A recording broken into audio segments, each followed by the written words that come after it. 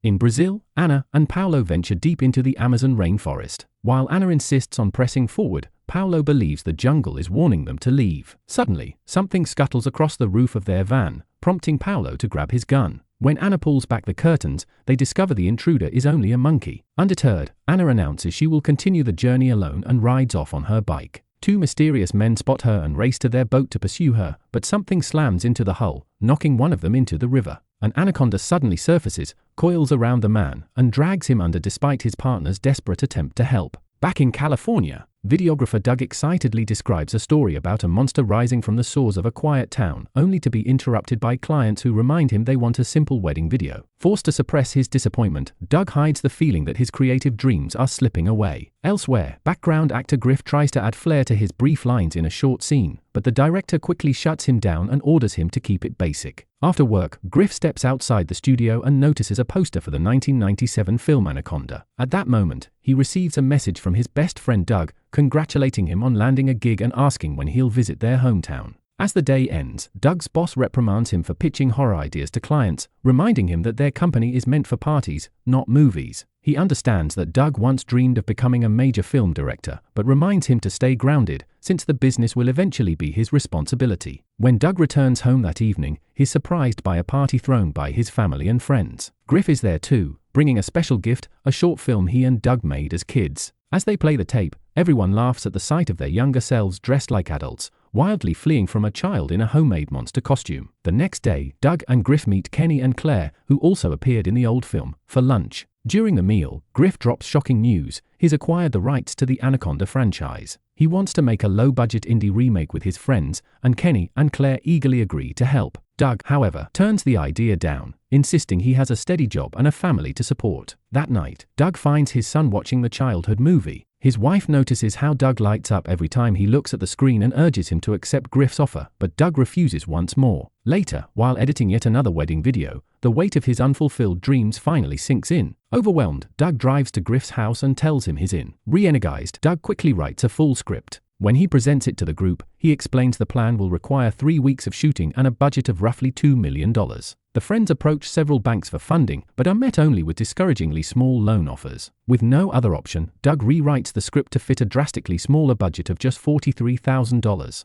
Thankfully, his friends respond just as enthusiastically to the new version. Kenny, in particular, is thrilled, especially after admitting he recently lost his job at the wedding video company due to drinking too much. When it's time to leave, Doug's son gives him a parting gift, a small Oscar-like figurine engraved with the words, "World's Greatest Doug." The group eventually arrives in a small town in Brazil, where they meet Santiago, the snake handler they hired over the phone. He leads them to his truck and introduces them to his anaconda, explaining that it nearly died after illegal mining poisoned the river. Santiago rescued the snake and nursed it back to health. When the group moves in for a closer look, the snake snaps at them, sending everyone stumbling back in fear. Santiago warns them that the anacondas in the river are even larger and claims that being killed by one is better than being hunted by one. Elsewhere in the same town, Ana tries to blend into the crowd while the mysterious men continue searching for her. She steals a knife from a bar for protection and notices a man slumped drunk in the chair beside her. He has the keys to a boat, so Ana steals them, hoping to escape, only to find the film crew loading their equipment onto the very boat she intended to steal. It turns out they've rented it for their production. Santiago tosses the snake crate aboard, and it cracks open on impact. Desperate, Ana lies and tells them she spoke to her father, who has just been hospitalized, forcing her to cancel the trip. The group explains that every other boat in town is already booked and shares their dream of making the film, desperately asking for Ana's help. As she spots her pursuers closing in, Ana quickly agrees, urging everyone to board so they can escape. When the men realize Ana is gone, they question a worker on the pier and demand a log of every boat that departed within the last 3 hours, determined to continue the chase. The following day, filming begins at a waterfall. Claire's and Griff's characters argue about whether to explore deeper into the jungle, mirroring the earlier disagreement between Ana and Paulo. The story centers on a biologist who hires a snake hunter to track down the anaconda responsible for killing her entire family. During breaks, Doug shoots behind-the-scenes footage, opening up about his long-held dream of becoming a filmmaker. He reveals that he and Griff once planned to move to Los Angeles together, but life got in the way, leaving Griff to chase the dream alone and struggle through the industry. And meanwhile, Santiago teaches Kenny everything he knows about Anaconda behavior, and together they capture a series of shots from the snake's point of view. Griff's and Claire's characters develop a romantic subplot, prompting Kenny to tease Claire about her past relationship with Griff. Claire insists it's purely professional, but as the days pass and their characters grow closer, she begins to feel the spark returning. One night, Doug tells Griff that his chemistry with Claire is undeniable. Griff admits that working alongside his friends has reignited his passion, something he never felt on the cold, impersonal sets of big productions that exist only for the paycheck. During dinner, the group brainstorms ideas for their action scenes and even rehearses the moves, making Anna realize she's surrounded by a group of lovable weirdos. Later that night, while everyone is asleep, Santiago's snake escapes from the cracked crate. It slithers across the boat and makes its way to Griff's bunk. As Griff removes his beauty mask, he freezes in terror and screams just as the snake lunges past him, leaping through the window to snatch a bird. Minutes later, Santiago claims he's repaired the box and assures everyone the snake won't escape again. Kenny points out that Santiago never showed any certification proving he's a licensed professional, but with no time to replace him, the group reluctantly decides to move forward. The next day, Griff prepares to film a scene involving the snake. When Santiago brings it dangerously close to his face, Griff panics and asks Doug to rewrite the moment. Doug insists the scene is essential, explaining that Griff's character shielding Claire symbolizes love and protection. Filming resumes, and Griff is forced to lie still with the snake draped over him. No acting required, as his fear is genuine. When the snake inches closer, Griff loses control and hurls it into the river. The animal strikes the boat's propellers and is instantly killed. Santiago watches in horror as the severed head floats back to the surface, and he breaks down in tears. That evening, he holds a funeral for the snake. Griff finds the ceremony awkward and uncomfortable, but a furious Santiago confronts him, blaming him for the death and ejecting him from the service. Santiago then burns the snake's remains and sings a mournful farewell. Nearby, one of Anna's pursuers finally tracks down her boat and calls his boss. Before he can report its location, a strange sound ripples through the water. Suddenly, an anaconda bursts from the river and kills him. Later, Griff apologizes to Santiago, and the two drink together. Griff opens up about how badly his acting career has been going, and Santiago, moved by his frustration, agrees to catch another snake so the film can continue, on the condition that Griff accompanies him. Armed with flashlights, they head into the jungle, where Griff jumps at every sound while Santiago presses forward with grim focus, eventually leaving Griff behind without realizing it. Beneath the dark water, the anaconda silently follows Santiago. When Griff realizes he's alone and hears a bird shriek nearby, he panics and runs back toward the boat. Deep in the swamp, Santiago lights a flare and loudly calls out for the snake. In an instant, the anaconda coils around him and kills him. Back on the boat, Griff tells Doug his worry because Santiago hasn't returned. Doug reassures him that Santiago is a professional and will likely be back by morning. Meanwhile, Kenny secretly takes Santiago's medication and mixes it with alcohol. Hours later, the group begins to realize Griff's concern was justified, and they leave the boat to search for Santiago. As they disappear into the jungle, another of Anna's pursuers boards the now empty boat. Realizing they've gone ashore, he orders his men to spread out through the jungle. Meanwhile, Kenny insists he knows where he's going, though he's clearly lost. The group is startled when Doug spots a camper van hidden among the trees. They check inside, but find it abandoned. Suddenly, a loud crash shatters the silence as Santiago's body is hurled against the camper van. The group watches in horror as it slumps to the ground, and moments later the anaconda's massive head rises into view at the window. Everyone freezes, except Anna, who snaps them back to reality and urges them to escape. Griff scrambles into the driver's seat and desperately tries to start the van, but the engine won't turn over. Kenny explains that vehicles like this use split-charge batteries that are notorious for disconnecting. He knows how to fix it, but admits he can't trust his vision in his current state. Doug snaps at him for drinking on the job, then volunteers to handle it himself. Doug quietly slips out of the van and crawls to the hood, opening it with painstaking care to avoid making any noise. He reconnects the battery quickly and closes the hood without a sound. But when Griff finally starts the engine and the headlights flick on, they reveal the anaconda looming directly behind Doug. Doug sees it just in time to duck as the snake lunges. Griff floors the gas while Doug shouts at him, sprinting back to the van and slamming the door shut just as the anaconda strikes again. The van barrels through the jungle, leaving the enraged creature behind. As they speed away, Anna's pursuers spot the headlights and jump onto their motorcycles to chase them. The friends suggest flagging the men down for help, but Anna refuses. When Claire demands an explanation, Anna insists the men are illegal gold miners who kill anyone who wanders into their territory. At that moment, the bikers open fire. Anna grabs a gun from a compartment inside the van, smashes a window, and fires back at the pursuers. Doug is exhilarated and tells Kenny to record everything on his phone. One by one, Anna takes the bikers down with effortless precision. When the van finally reaches the shore, the group rushes toward the boat, but Anna veers off in another direction. Suddenly, one of the mysterious men steps out and aims a gun at the others, demanding to know where Anna is. She appears behind him and knocks him out with her weapon, then shoves his body into the water. The group escapes by boat. Once they're underway, Anna tells them she can get them out alive if they continue heading north. Griff resists the idea of giving up and going home, and Doug understands his frustration, but the situation has grown far too dangerous to continue filming as planned. Later that night, Doug sits alone in his room, staring at the small figurine his son gave him. Inspired, he begins rewriting the script, this time making Anna the central action hero. The next morning, Doug presents the new version to the group. The story now follows a biologist and a hunter searching for a snake, only to be derailed when they cross paths with illegal gold miners. Everyone loves the concept and agrees to keep shooting as they head north. Anna agrees to participate, and Doug eagerly gives her a prominent role in most of the scenes, leaving Griff and Claire with very little to do. One night, the two of them drink together in private, venting about the rewritten script and how disconnected they feel from the project. Griff spirals further, lamenting the state of his life and calling himself a loser, but Claire reassures him that it's never too late to start over. The next morning, Griff confronts Doug about turning Anna into the new star, and the tension quickly erupts into a heated argument. They're interrupted by an ominous rumble as a fleet of sleek, high-end boats cruises past them. Spotting professional equipment, Doug calls out and asks if they're filming a movie. A woman replies that they're producing a reboot of Anaconda for Sony. Forced into the open, Griff admits he lied about owning the rights to the franchise. Doug explodes, and Griff fires back, claiming the lie was the only way to get Doug to come, because Doug is always frozen by fear, just like when he refused to move to Los Angeles years ago. Enraged, Doug fires Griff on the spot. Griff snaps back that he already quit, packs his things, and leaves on a small boat, ignoring Claire's pleas to stop. Moments later, Griff is horrified to discover the Sony boat's wrecked and abandoned. A woman emerges from the jungle crying for help, but before Griff can reach her, the Anaconda bursts from the water and swallows her whole. Terrified, Griff tries to turn back, only to realize his boat is malfunctioning. Meanwhile, Kenny and Claire notice their own boat has stalled. Doug insists Anna has found the perfect spot to shoot another scene, but the others refuse, arguing it's too dangerous, and that they won't continue without Griff. Without warning, Anna raises her gun and forces them off the boat. As they head into the jungle, the mysterious man resurfaces nearby. Griff eventually returns to the area and notices a small boat docked beside Anna's.